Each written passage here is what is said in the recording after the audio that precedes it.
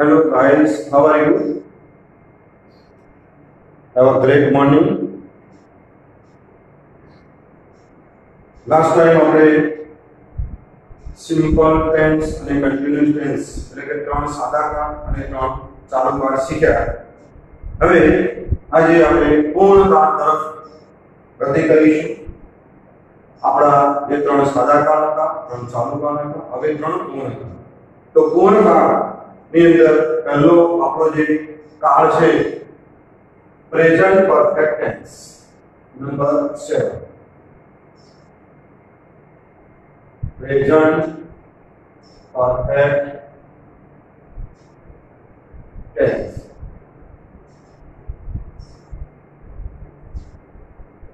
पूर्ण वर्तमान काल. तो मित्रों, 7મા નંબરનો અને પૂર્ણ કાળનો પહેલા નંબરનો પાઠ છે આપણો પૂર્ણ વર્તમાન કાળ પ્રેઝન્ટ પરફેક્ટ ટેન્સ. बहुत अगत्यનો પાઠ છે 10મા ધોરણ 12મા ધોરણ માટે. હવે આપણે એનો એક ટેબલ બનાવીશું. તમે બધા પણ સૌ તમારા નોટબુકની અંદર લખતા રહેશો.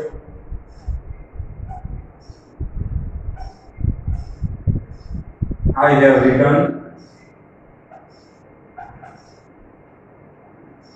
we have written,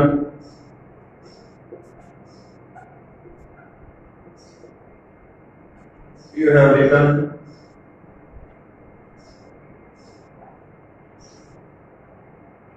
you have written,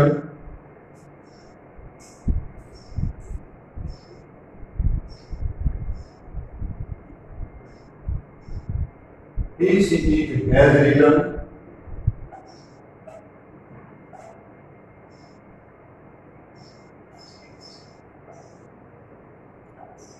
અને they have written.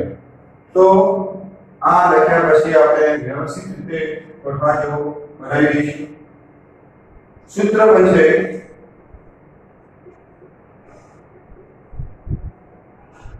have અથવા has પ્લસ વૃદ્ધપદન જેને પાસ્ટ પાર્ટિસિપલ કહીશું. तो पूर्ण वर्तमान काल આપણે ટેબલ બનાવ્યું. I have written, we have written, we have written, we have written, he has written, they have written. સૂત્ર બને have અથવા has પ્લસ વૃદ્ધપદન. તો આ have અને has છે એ પૂર્ણ વર્તમાન કાળના વિધારકો છે. ની સાથે માત્ર has આવશે, બાકી બધામાં have આવશે. has મિત્રો એક વચન છે જેનું બહુવચન થશે have. તો ની સાથે has, બાકી બધાની સાથે have. હવે આપ જોઈ શકો છો કે દરેકમાં રિટર્ન ના બદલે લખેલા રિટર્ન વળી શું છે? તો લખ્યું છે have અથવા has પ્લસ વૃદ્ધપદન. તો વૃદ્ધપદન એટલે કે જેને ઇંગ્લિશમાં કહેવાય પાસ્ટ પાર્ટિસિપલ, ટૂંકમાં લખી છે PP ફોર્મ. તો વૃદ્ધપદન એટલે શું છે? મિત્રો, વૃદ્ધપદન કરવાના કોઈ નિયમો હોતા નથી. સૌપ્રથમ મેં તમને એક વર્ક ફોર્મ ની PDF મોકલેલી છે. તો તેમાં તમે પહેલી લાઈન જે છે વર્તમાન કાળની છે, બીજી લાઈન ભૂતકાળની છે, ત્રીજી લાઈન વૃદ્ધપદનની છે. ધારો કે buy bought bring brought brought. તો છેલ્લી જે લાઈન છે catch caught dig dug light ડોટ return sing sang sung ring rang. તેમાં ત્રીજા નંબરની જે લાઈન છે પાસ્ટ પાર્ટિસિપલ એટલે વૃદ્ધપદન છે. એના માટેના કોઈ નિયમો હોતા નથી, ક્રિયા કરવા પડે. કેટલાક ક્રિયાપદો એવા છે કે જેને ભૂતકાળમાં ઈ લગાડવાથી એનું ભૂતકાળનું રૂપ બને છે. કેટલાક ક્રિયાપદો એવા છે મિત્રો કે જેને મૂળ ક્રિયાપદે ઈ લગાડવાથી ભૂતકાળનું રૂપ બને છે. તો એવા ક્રિયાપદો ઈ વાળા ક્રિયાપદોનું ભૂતપૂર્વ પણ ઈ વાળું રહે છે. ધારો પ્લે, તો એ બધામાં પ્લે આવશે. I have played, we have played, you have played, you have played, he has played, they have played. જે પણ ક્રિયાપદ આપણે લેવું ધારો હો તો I have gone, we have gone, you have gone, he has gone, they have gone. જે પણ ક્રિયાપદ આપણે સિલેક્ટ કરવું હોય તેનું હંમેશા વૃદ્ધપદનનું રૂપ મૂકવાનું રહેશે. તો વૃદ્ધપદનના કોઈ નિયમો હોતા નથી. આગળ લખીશું ઉપયોગ.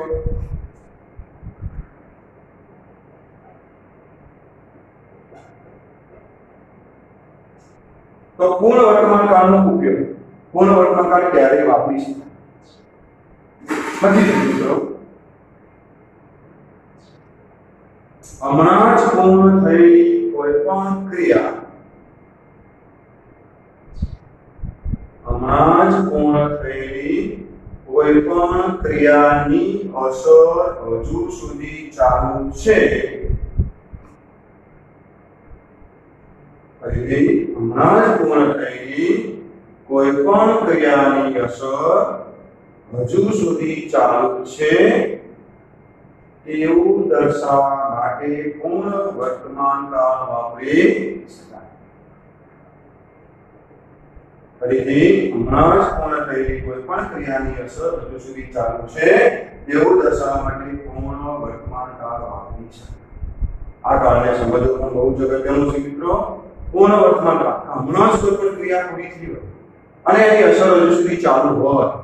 ધારો કે વરસાદ આવ્યો, આપણે ગઈકાલે સાંજે વરસાદ આવ્યો, તો ગઈકાલે વરસાદ આવ્યો તો એની અસર શું ચાલુ છે કે વાતાવરણમાં ભેજનું પ્રમાણ હશે, ક્યાંક પાણી ખાડા ખાબોચિયામાં ભરાયેલા હશે, તો આની અસર બતાવે છે.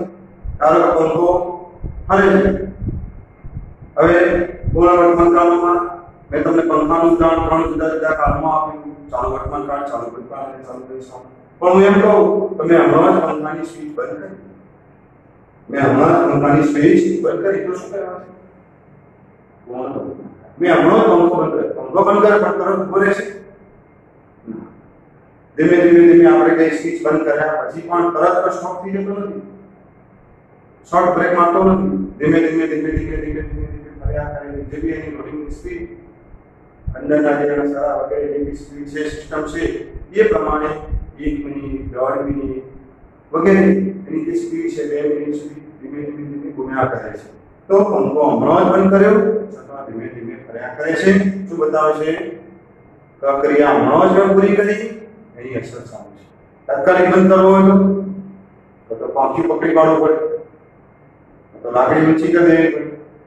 તો ક્રિયા હમણાં જ પૂર્ણ થઈ, એની અસર ચાલુ છે. કારણ કે એસી ચાલુ છે, આપણે એસી ની સ્વિચ મેં એમ કહું કે હમણાં જ એસી બંધ કરી, તો એસી બંધ કરીશું તો તરત ગરમી લાગવાની છે ના.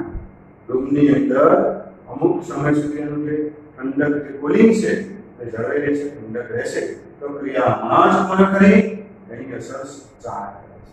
સાયકલ ચલાવીએ છીએ આપણે, સાયકલ ચલાવી પેન્ડલ મારીએ તો સુધી સાયકલ ચાલે છે, પણ પેન્ડલ મારવાનું બંધ કરી દે, સાયકલ તરત ઊભી રહેશે?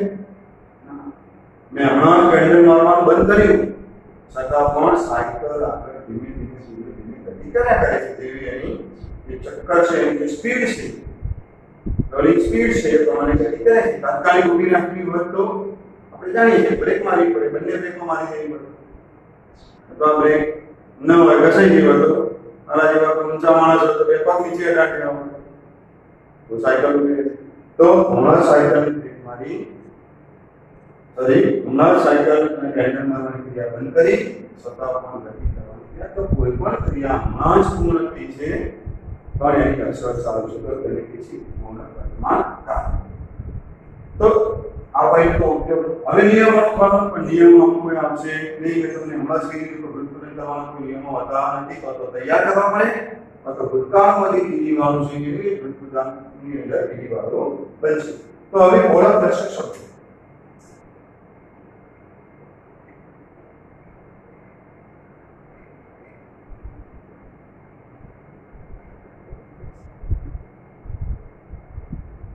ઓળખ દર્શક શબ્દો કેવી રીતે આ કાળ ઓળખી શકાય? તો ઓળખ દર્શક શબ્દો હું લખું છું, લખી દઉં. જો વાક્યમાં just, already, ever, never, just, already, ever, never, yet, often, since, before. આ શબ્દ કયા શબ્દો? જો વાક્યમાં just, already, ever, never, yet, often, since, before આવે તો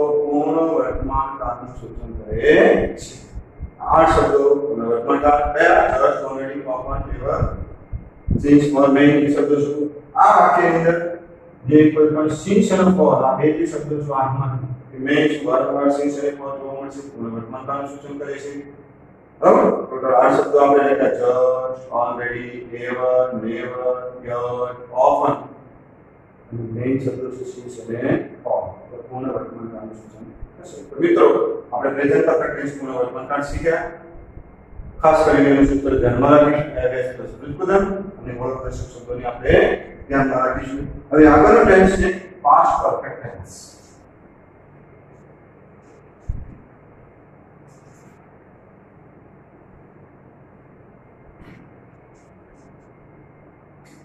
ટેન્સ નંબર 8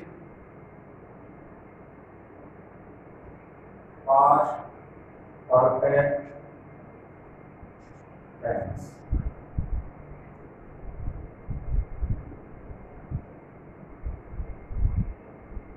पूर्ण भूतकाल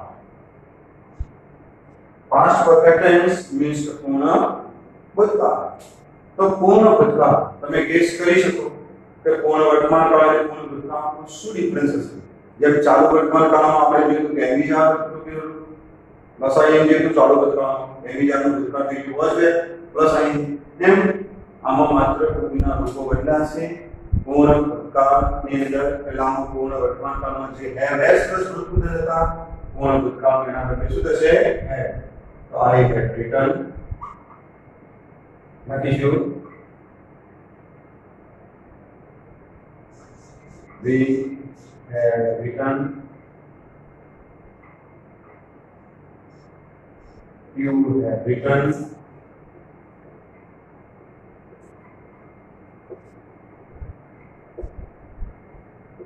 you have written he she it had written अथवा they had written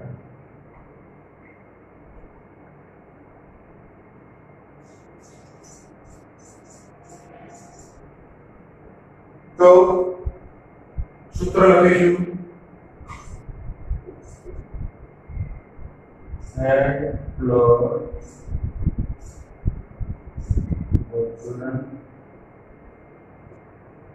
past participle तो मित्रों આપણે પૂર્ણ ભૂતકાળ past perfect tense આપણે અગત્યનો કાળ છે જેનો આપણે ફોટો બનાવ્યો સૌપ્રથમ I had written we had written you had written we had written he she had written they had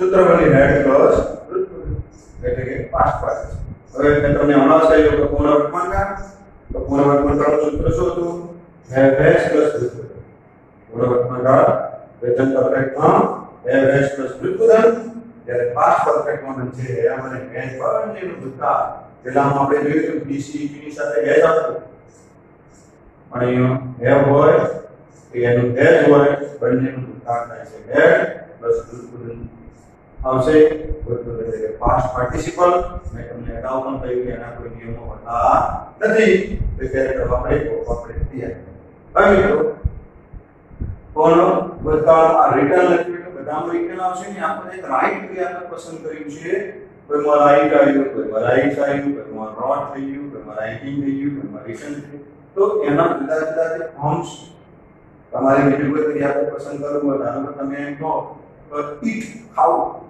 એટલું ઈટ એન્ડ ઈટર્ન તો શું થશે ઈટર્ન તમે રિટર્ન ની જગ્યાએ ઈટર્ન મૂકશો I had eaten, we had eaten, you had eaten, you had eaten, he she it had eaten, they had eaten, written eaten, drink was the drunk, he had speak was the spoken, I had spoken, we had spoken, you had spoken, you had spoken, he she had spoken, they had spoken. તો ફરીથી આપણે લખેલું જે છે એ માત્ર ને માત્ર કોઈ પણ કાળનું એક સ્વરૂપ લખીએ છીએ ફોર્મ લખીએ છીએ આ પૂરેપૂરું સેન્ટેન્સ નથી આખું વાક્ય છે નહીં આના પાછળ કર્મ ઉમેરવાથી અથવા અન્ય શબ્દો ઉમેરવાથી સંપૂર્ણ વાક્ય થાય છે તમે બનાવી શકો કે I had written English એમ કહીને પાછળ અન્ય શબ્દો એટ ધેટ ટાઈમ કે કોઈ સમયનું સૂચન કરી શકો. તો સૂત્ર ભરી એટ પ્લસ ઉત્પાદન બહુ જ મહત્વનું છે, ધ્યાનમાં રાખીશું. લખીશું ઉપયોગ.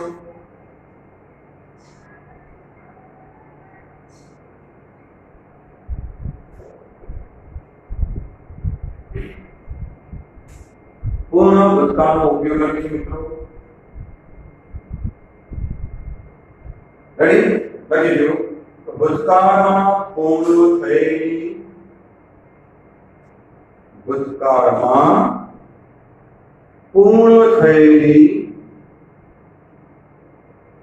કોઈ પણ બે ક્રિયાઓમાંથી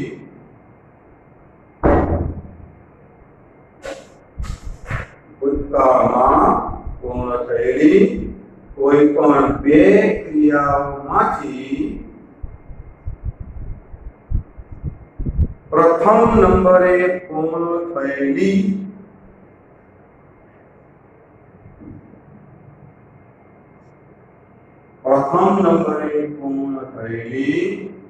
ભૂતકાળની ક્રિયાને દર્શાવવા માટે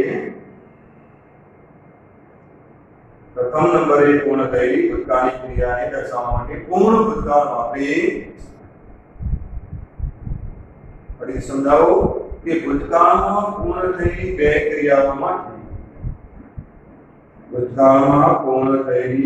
ક્રિયાઓમાંથી જે પ્રથમ નંબરની પૂરી થયેલી ક્રિયા છે તે દર્શાવવા માટે આ કાળ વાપરી. બે ક્રિયાઓ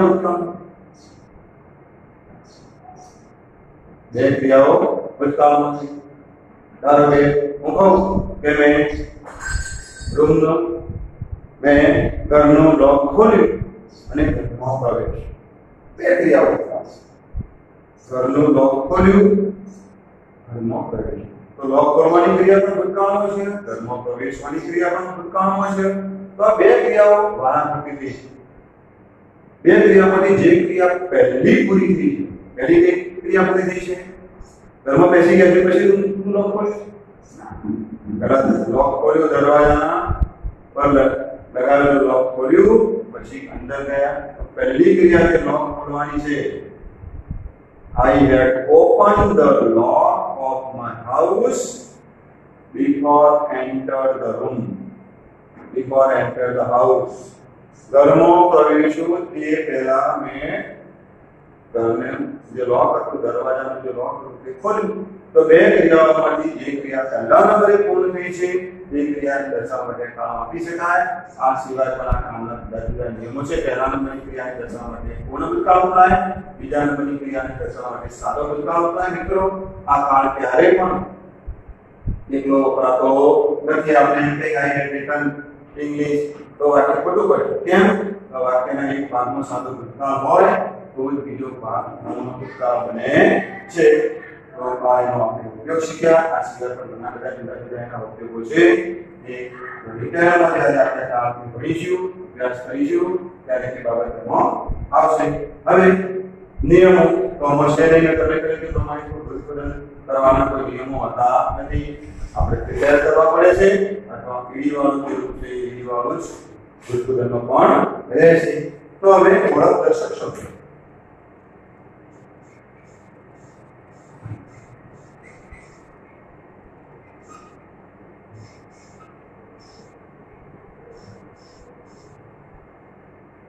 તો ઓળખ દર્શક શબ્દો આ કાળ ક્યારે ઓળખી શકાય?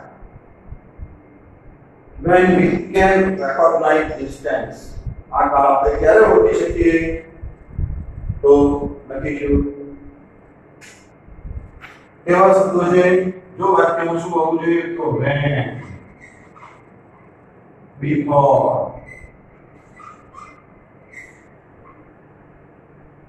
after અથવા ક્યારેક થયેલું હોય. આ શબ્દો જો વાક્યમાં when, before,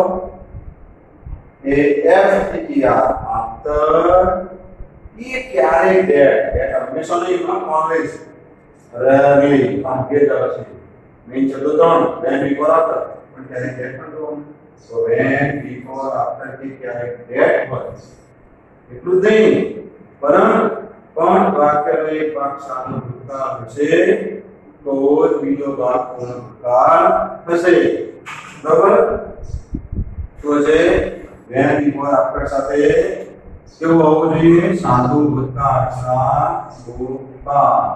તો જ બીજો ભાગ પૂર્ણ ભૂતકાળ હશે when, before, after સાથે that સાથે શું હશે સાદો ભૂતકાળ છે તો જ બીજો ભાગ પૂર્ણ ભૂતકાળ હશે તો આ છે ઓળખદર્શક શબ્દો પૂર્ણ ભૂતકાળના તો આજે પૂર્ણ વર્તમાનકાળ શીખ્યા પૂર્ણ ભૂતકાળ શીખ્યા બરાબર બંને વચ્ચેનો ડિફરન્સ તમે સારી રીતે સમજી શક્યા છો તો પૂર્ણ વર્તમાનકાળ ક્યારે વપરાય અને પૂર્ણ ભૂતકાળ ક્યારે વપરાય તો પૂર્ણ વર્તમાનકાળ ક્યારે વપરાય આપણે શીખ્યા કે હમણાં જ પૂર્ણ થયેલી ક્રિયાની અસર ચાલુ છે એવું દર્શાવવું જ્યારે પૂર્ણ ભૂતકાળમાં આપણે સમજ્યા કે ભૂતકાળમાં પૂર્ણ થયેલી બે ક્રિયાઓમાંથી જે ક્રિયા પહેલા નંબરે પૂરી થઈ છે તે ક્રિયાને દર્શાવવા માટે આ પૂર્ણ ભૂતકાળ વાપરી શકાય બંને વચ્ચેની સૂત્રોની કમ્પેરિઝન કરી તમે પૂર્ણ ભૂતકાળનું સૂત્ર have has પ્લસ વૃત્તગુદન જ્યારે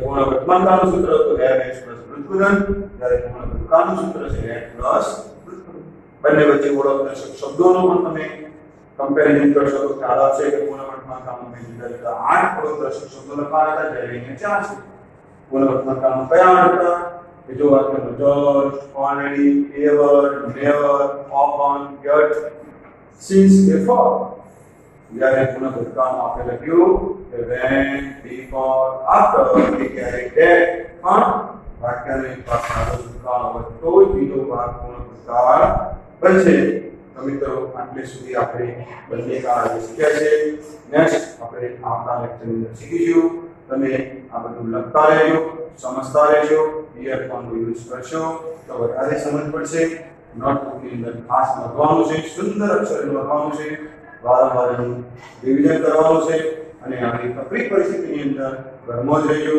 સલામત રહેજો ભલે સરકારે કોઈ છૂટછાટ આપી છે પણ કોરોનાએ આપણે કોઈ છૂટછાટ આપી નથી. Stay at home and stay safe. Thank you.